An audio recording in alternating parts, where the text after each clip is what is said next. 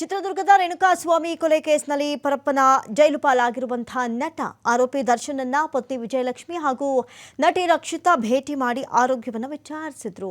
ಗೆಳೆಯ ದರ್ಶನನ್ನ ಇದು ಸೇರಿ ಎರಡನೇ ಬಾರಿಗೆ ಜೈಲಿನಲ್ಲಿ ರಕ್ಷಿತಾ ಭೇಟಿಯನ್ನ ಮಾಡಿದ್ದಾರೆ. ಸುಮಾರು 1 ಗಂಟೆಗೂ ಹೆಚ್ಚು ಕಾಲ ದರ್ಶನ್ ಜೊತೆ ಮಾತುಕತೆಯನ್ನ ನಡೆಸಿದ್ರು.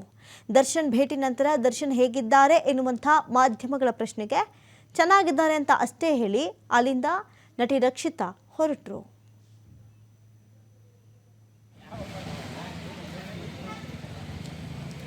ನೋಡಿ, ನಾವು ಗಮನಿಸಿದಂತೆ ನಟಿ ರಕ್ಷಿತಾ ಆಗಿರ್ಬೋದು, ದರ್ಶನ್ ಆಗಿರ್ಬೋದು, ಇವರಿಬ್ಬರ ಸ್ನೇಹ ಎಂಥದ್ದು ಅನ್ನೋದು ಎಲ್ರಿಗೂ ಗೊತ್ತಿದೆ. ಜೊತೆಗೆ ವಿಜಯಲಕ್ಷ್ಮಿ ಅವರ ಜೊತೆ ಉತ್ತಮ ಬಾಂಧವ್ಯ ಒಡನಾಟವನ್ನು ಹೊಂದಿದ್ದಾರೆ. ಅದರಲ್ಲೂ ಕೂಡ ಬಹಳಷ್ಟು ಆತ್ಮೀಯತೆ ಹೊಂದಿದೆ ಎರಡೂ ಕುಟುಂಬಗಳು. ಹಾಗಾಗಿ ಸಿನಿಮಾ ಕ್ಷೇತ್ರದಲ್ಲಾಗಲಿ ಪರಸ್ಪರ ಸ್ನೇಹಿತರ ವಿಚಾರದಲ್ಲಾಗಲಿ ಉತ್ತಮ ಬಾಂಧವ್ಯವನ್ನು, ಉತ್ತಮ ಒಡನಾಟವನ್ನು ಹೊಂದಿರುವಂಥ ಕುಟುಂಬ. ಹಾಗಾಗಿ ದರ್ಶನ್ ಸದ್ಯಕ್ಕೆ ಜೈಲಿನಲ್ಲಿದ್ದಾರೆ.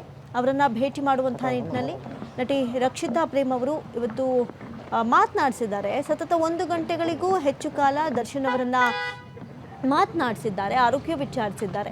ಜೊತೆಗೆ ಸಹಜವಾಗಿ ದರ್ಶನ್ ಅವರನ್ನ ಈ ಸ್ಥಿತಿಯಲ್ಲಿ ಕಂಡು ಅವರ ಸ್ನೇಹಿತರಿಗೆ ಬೇಜಾರಂತೂ ಡೆಫಿನೆಟ್ ಆಗಿರುತ್ತೆ. ಇನ್ನು ಮಾಧ್ಯಮದವರು ಕೇಳಿದ್ರು, ಏನು ಮಾತಾಡಿದ್ರಿ, ಏನು ಮಾತಾಡಿಸಿದ್ರು, ಹೇಗಿದ್ದಾರೆ, ಏನು ಕತೆ ಅಂತ. ಜಸ್ಟ್ ಚೆನ್ನಾಗಿದ್ದಾರೆ ಅಂತಷ್ಟೇ ಹೇಳಿ ಮೌನಕ್ಕೆ ಶರಣಾದರು. ಅಲ್ಲಿಂದ ಹೊರಟರು ರಕ್ಷಿತಾ ಅವರು. ಸದ್ಯಕ್ಕೆ ಜೈಲಿನಲ್ಲಿ ದರ್ಶನ್ರನ್ನ ಭೇಟಿಯಾಗಿದ್ದಾರೆ ನಟಿ ರಕ್ಷಿತಾ ಪ್ರೇಮ್. ವಿಜಯಲಕ್ಷ್ಮಿ ಜೊತೆಯೇ ಬಂದು ಮಾತನಾಡಿಸಿಕೊಂಡು ಹೊರಟಿದ್ದಾರೆ.